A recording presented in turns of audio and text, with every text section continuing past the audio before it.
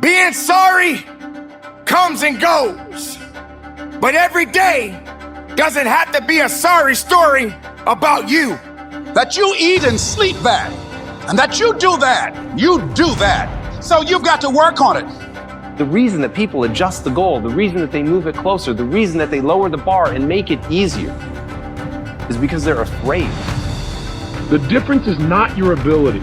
What we do at any moment in time, in that moment, is based on the state that our mind and body is in at that moment in time. I'm sorry I'm late today. I'm sorry I broke your heart. I'm sorry I hurt your feelings. I'm sorry I didn't do this. I'm sorry I didn't do that. When are you gonna come back to the reality and just do what is necessary to carry on? Do better. Do better within yourself. Being better, it's a process in all itself.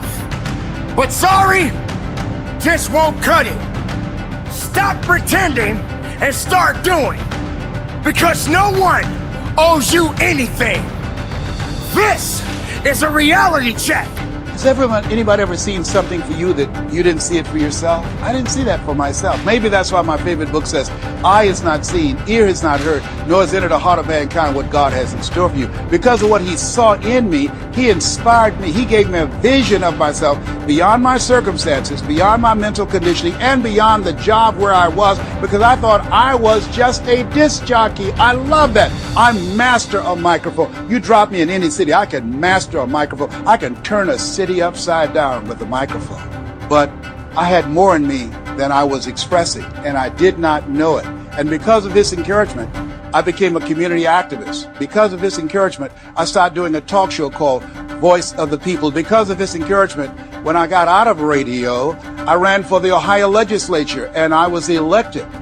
Stop making sorry your master. Stop making sorry your place of business. Sorry? What you sorry for? Are you sorry that you woke up this morning? Are you sorry that you didn't make the cut? Are you sorry you just didn't have what it took? Stop being sorry and start doing better. Better within you. Better than anyone has ever seen. Better than your mistakes. Better than your failures. Better than those that doubted you. Sorry? You're not sorry. You just need to do better. Better is what you should be seeking, not sorry. And because of his encouragement, I passed 14 bills my first term. Because of his encouragement, I was elected 3 times and became the chairman of the Human Resource Committee. Because of his encouragement, I became a public speaker. Because of his encouragement, I became an author. Because of his encouragement, I did a show for King World called The Les Brown Show, and they paid me $5 million, $2 million not to speak. Because of his encouragement, I produced specials for PBS, public television. They said, you couldn't do that. You don't have a college education. It's educational television. Because of his encouragement, I did so many things I had absolutely no idea that I could do. I encourage you to live full and to die empty. There's more in you right now than just working on a job where they pay you just enough to keep you from quitting and you work just hard enough to keep from getting fired. And when you make the decision and identify that key area of your life that you need to make a radical change, things will begin to open up for you. In other words, what people can do is absolutely incredible. What they will do is usually disappointing. And the difference is not their capability, but rather what state are they in right now. If every time they think about public speaking, they associate fear or pain, that's going to change their state. And all of a sudden they're going to feel tight in their body, and their whole emotional state will change, and they're not going to get the most out of themselves. But if whenever they think of public speaking, they think of absolute pleasure, they're going to be in a great state of mind, and they're going to get more out of themselves. I mean, think about it. When you're feeling really frustrated, do you behave the same way as when you're feeling like you're on a roll and things are flowing? Obviously not. You have the same ability, but things act and behave differently coming out of you. You speak differently, you communicate differently, everything changes. They're afraid of what it says about them. They're afraid that they're not going to be able to accomplish it. They're afraid to tell people what they're up to. They're afraid to even dream big because they don't know if they're going to make it. They don't know if they have inside what it's going to take to persevere. But I'm telling you right now, if as a process step, you simply change it so that when something proves itself to be impossible, you don't ask, how do I change it to something that is possible? Instead, you find another way around. You find a way to believe that there is always a path to making the impossible possible, that you understand that as you grow and get better and become capable of more, that you can overcome things that were impossible yesterday. And that, my friends, is the key to accomplishment. I'll give you another example. Have you ever forgotten something simple like your own home telephone number or address or how to spell the word the? Ever had one of those enlightening experiences? Now, you know how to spell the word the. How come you couldn't remember? The answer is because you're in what I call a stupid state. Right?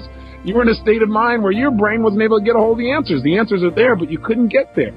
So I believe one of the most important things, probably the most important thing that you and I can do in our lives to create the power and joy and passion that we really want is to learn to manage our own states of mind. In fact, think of the cost of not managing them. If you don't manage your emotional state, it'll cost you virtually everything you want in your life. Friends, family, success, and just the joy that every one of us wants to experience on a daily basis. Hey, let me ask you a question. Is what happens in your life the thing that determines how you feel at any moment in time? Yes or no? In other words, it doesn't matter whether or not, for example, the economy is doing really strong as to whether or not you feel good. To understand the only difference between the possible and the impossible is your set of skills. A belief in yourself. A belief that you can get good at anything that you set your mind to. So make that the pillar upon which all of your identity stands, that when times get hard, you go harder.